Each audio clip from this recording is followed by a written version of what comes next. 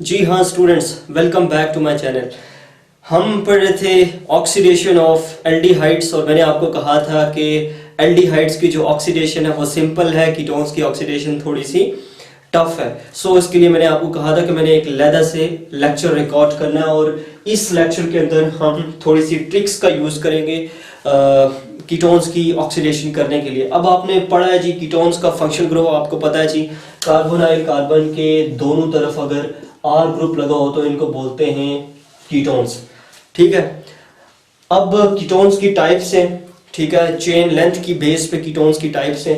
ये वाला कीटोन जो मैंने आपके सामने लिखा है इसको बोलते हैं सिमेट्रिकल कीटोन, और जो दूसरी टाइप के होते हैं उनको बोलते हैं अनसिमेट्रिकल कीटोन, जिसमें चेन की दोनों तरफ नंबर ऑफ कार्बन एटम्स की जो तादाद है वो इक्वल नहीं होती, उनको बोलते हैं अनसिमेट्रिकल कीटोन्स। जैसा कि पहले मैंने सिमेट्रिकल लिखा था लेकिन अब ये आपके सामने अनसिमेट्रिकल कीटोन लिख रहा हूं। अच्छा, अब हमने ऑक्सीडेशन करनी है सिमेट्रिकल कीटोन्स की भी, अनसिमेट्रिकल कीटोन्स की भी, लेकिन थोड़ा सा प्रोडक्ट्स जो हैं वो डिफरेंट बनते हैं, इस वजह से हम कंफ्यूज हो जाते हैं, जो हमारा असल लॉजिक है इस लेक्चर का। अच्छा, सबसे पहले अगर मैं सिमेट्रिकल कीटोन्स की ऑक्सीडेशन करूं, फॉर एग्जांपल मेरे पास है जी CH3 C double bond O, ठीक है, और उसके बाद CH3, इसकी हम करते हैं ऑक्सीडेशन। ऑक्सीडेशन मतलब कि नेसेंट ऑक्सीजन हमने कहीं से प्रोड्यूस करनी है। कैसे प्रोड्यूस करेंगे? KMnO4 का यूज करेंगे, KMnO4, और in the presence of H2SO4 तो हमारे पास नेसेंट ऑक्सीजन प्रोड्यूस होगी। ठीक है, इस नेसेंट ऑक्सीजन से हम ऑक्सीडेशन करेंगे। देखें होगा क्या। फर्स्ट ऑफ ऑल यहां पर एक बॉन्ड क्लीवेज होगी, कार्बन कार्बन, कार्बोनाइल कार्बन और ये 60 एडजेसेंट कार्बन है, इसकी बॉन्ड क्लीवेज होगी। ठीक है जी, और दोनों कार्बन से लहदा ऑक्सीडाइज हो जाएंगे। CH3 को मैं ऐसे ही लिखता हूं, बनना कार्बोक्सिलिक एसिड है, इस बात का आपको पता है, क्योंकि कीटोन्स की ऑक्सीडेशन करें तो वो कार्बोक्सिलिक एसिड में ही कन्वर्ट होते हैं। CH3, ठीक है, C, एक ऑक्सीजन लगा हुआ है, O, ठीक है, और एक ऑक्सीजन हम यहां से लेंगे, 2 हो गए, ठीक है, और इस कार्बन के साथ एक हाइड्रोजन हम यहां से ले लेते हैं तो CH3COOH बन गया। ठीक है, अब यहां पर क्या बचा? 2 हाइड्रोजन बच गए और एक कार्बन बच गया, तो उसके लिए हम लिखते हैं जी H, ठीक है, एक कार्बन है, इसके बाद HC, ठीक है, इधर कितने ऑक्सीजन बचे थे? 2, तो मैं 2 लिख देता हूं और एक हाइड्रोजन यहां पर जो सेव है, बचा हुआ है, वो ये लिख दिया। तो देखें ये जो बना इसको बोलते हैं एसिटिक एसिड और इसको क्या बोलते हैं जी? Formic acid. ठीक है, यहां तक तो कोई भी कुछ भी मुश्किल नहीं है। अच्छा, इससे आगे अगर हम थोड़ा सा मजीद आगे मूव करें, यहां पर मैं ऐसा करता हूं जी कि थोड़ा सा चेन लेंथ इंक्रीज कर देता हूं, CH3 CH2 फिर C डबल बॉन्ड O, ठीक है, फिर इस तरफ CH2 फिर इसके साथ CH3, इसकी हम करते हैं जी ऑक्सीडेशन। ठीक है, ऑक्सीडेशन के लिए हमें बाकी चीजें वही लिखनी पड़ेंगी, KMnO4 लिखना पड़ेगा जी, MnO4 in the presence of H2SO4। अच्छा, बॉन्ड क्लीवेज में सपोज यहां से कर देता हूं तो क्या बनेगा? CH3, सबसे पहले इस तरफ वाले को ले लें, CH3 लिख दिया, फिर ये वाला CH2 लिख दिया, ठीक है, फिर एक कार्बन है, एक ऑक्सीजन, इसका ये लिखा, एक ऑक्सीजन यहां से लेंगे, 2 हो गए, एक हाइड्रोजन यहां से लेंगे तो ये बन गया जी प्रोपेनोइक एसिड। फिर इस तरफ एक हाइड्रोजन मैंने यहां से ले लिया हुआ है, तो यहां पर कितने हाइड्रोजन बच गए? सिर्फ एक। ठीक है, तो मैं इसको ऐसे लिखता हूं CH3, ठीक है, एक हाइड्रोजन बचा हुआ है, उसको बिल्कुल साइड पे रखते हैं, उसके साथ नहीं छेड़ना। इधर कितने ऑक्सीजन बचे हुए? एक तो इधर यूज हो गया, 2 बचे हुए, तो मैं लिखता हूं C O और एक हाइड्रोजन जो यहाँ पर रिमेनिंग था वो यहाँ पे आ जाएगा। तो ये थी जो आपके सिमेट्रिकल कीटोन्स होते हैं उनकी ऑक्सीडेशन। आपने यहाँ पर क्या डिफरेंस पाया? जो कार्बोक्सिलिक एसिड्स बन रहे हैं, बेसिकली 2 कार्बोक्सिलिक एसिड्स बन रहे हैं, क्योंकि बीच में क्लीवेज हो जाती है, कार्बन की क्लीवेज हो जाती है। आपने यहाँ पर क्या खास बात देखी कि जब सिमेट्रिकल कीटोन होंगे, वो कीटोन जिसमें नंबर ऑफ कार्बन एटम्स दोनों तरफ सेम होते हैं, सिमेट्रिकल कीटोन्स की जिस वक्त हम ऑक्सीडेशन करेंगे, जो प्रोडक्ट्स बनेंगे वो डिफरेंट बनेंगे। देखें ये एसिटिक एसिड बन रहा है, ये फॉर्मिक एसिड बन रहा है, फिर ये क्या बन रहा है जी? प्रोपेनोइक एसिड बन रहा है, और ये एसिटिक एसिड, मतलब कि डिफरेंट प्रोडक्ट्स बनते हैं जिस वक्त भी हम सिमेट्रिकल कीटोन्स की ऑक्सीडेशन करते हैं। अब बात आ जाती है अनसिमेट्रिकल कीटोन्स की। अनसिमेट्रिकल कीटोन्स वो हैं जिनमें कार्बोनाइल कार्बन के इर्द गिर्द नंबर ऑफ कार्बन एटम्स की जो तादाद है वो इक्वल नहीं है, ठीक है। अनसिमेट्रिकल कीटोन्स में अगर हम देखें फॉर एग्जांपल इस तरफ मैंने लगाया हुआ CH3 ग्रुप, इस तरफ मैं लिख देता हूँ CH2 और यहाँ पर लिख देता हूँ CH3। तो देखें ये अनसिमेट्रिकल कीटोन है क्योंकि इसमें इस तरफ 2 कार्बन हैं, इस तरफ 1 कार्बन है, ठीक है। This is unsymmetrical ketone.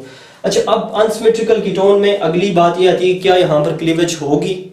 Yes, बिल्कुल होगी। यहाँ पर क्लीवेज इस तरफ से होगी या इस तरफ से होगी? आप ये देखें, जिस तरफ लोड ज्यादा होगा चेन का उसी तरफ से उसकी क्लीवेज होगी। फॉर एग्जांपल इस तरफ चेन का थोड़ा सा जो लोड है, जो इसका वेट है ये ज्यादा है, तो यहाँ से क्लीवेज होगी। This is basically a rule, ठीक है, जो आपको अपने माइंड में रखना चाहिए। इस तरफ से क्लीवेज नहीं होगी।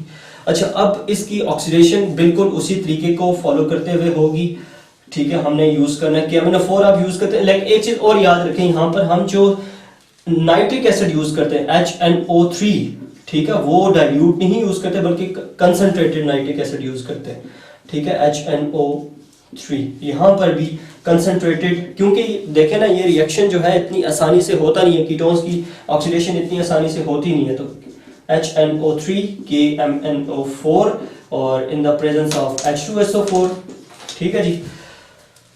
अब यहाँ से क्लीवेज होगी। फर्स्ट ऑफ ऑल हम इसको देख लेते हैं, ठीक है। ये आपका है CH3, ठीक है, इसके साथ कार्बन जो मैंने ये लिख दिया, उसके साथ ऊपर वाला एक ऑक्सीजन, ठीक है। एक ऑक्सीजन हम यहां से लेते हैं, 2 हो गए। एक हाइड्रोजन हम इस तरफ वाले जो ग्रुप पूरा है इथाइल ग्रुप, इसमें से ले लेते हैं, तो ये बन गया हमारे पास एसिटिक एसिड, ठीक है। फिर इधर क्या बचा? इधर ये CH3 जो मैंने ये लिख दिया CH3, ठीक है। फिर इसके साथ एक हाइड्रोजन निकाल दिया था, तो क्या बचा? सिर्फ एक हाइड्रोजन। तो मैं लिख देता हूँ 2 ऑक्सीजन इधर बचे हुए, तो मैं COO और इसके साथ H लिख देता हूँ, ठीक है जी। ये मैंने ऑक्सीडेशन कर दी अनसिमेट्रिकल कीटोन की। थोड़ा सा और इसमें डिफरेंट अनसिमेट्रिकल कीटोन लेते हैं। फॉर एग्जांपल मैं रखता हूं जी CH3, ठीक है, और इसमें CH3 सॉरी COO CH2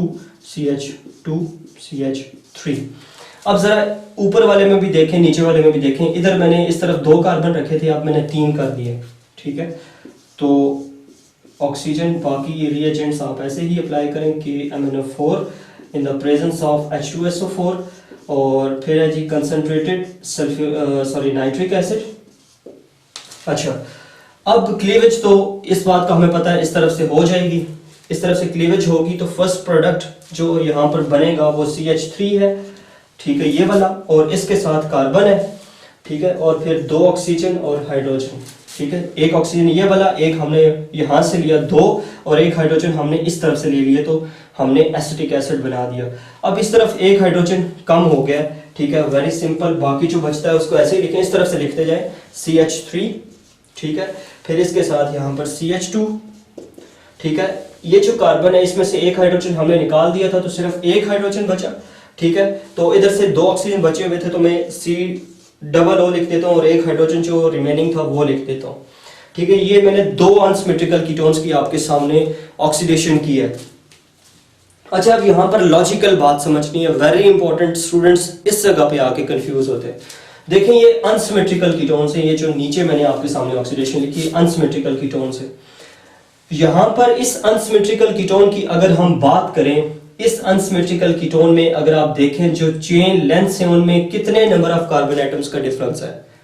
इसमें देखें, इस तरफ 1 है, इस तरफ 2 है, तो सिर्फ 1 कार्बन एटम का डिफरेंस है, सिर्फ 1 कार्बन एटम का।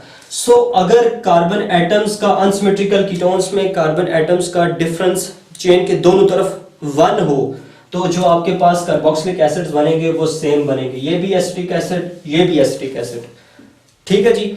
और अगर चेन लेंथ का जो डिफरेंस है वो 1 के अलावा कुछ हो, कार्बोनाइल का कीटोन्स के अंदर, अनसिमेट्रिकल कीटोन्स के अंदर अगर चेन लेंथ का डिफरेंस 1 कार्बन एटम से के अलावा हो, कुछ और हो, तो जो हमारे पास कार्बोक्सिलिक एसिड्स बनते हैं वो डिफरेंट बनते हैं। ये आप देख लें, this is acetic acid, and this is propanoic acid. I hope so कि आपको मेरी इस टेक्निक की बहुत अच्छे तरीके से समझ आई है। अगर आपको समझ आई तो मुझे कमेंट सेक्शन के अंदर ज़रूर बताएं और अपनी खास दुआओं के अंदर याद रखें। हम इंशाल्लाह अगली वीडियो में मिलेंगे। आप अपना बहुत सारा ख्याल रखें। Thank you so much.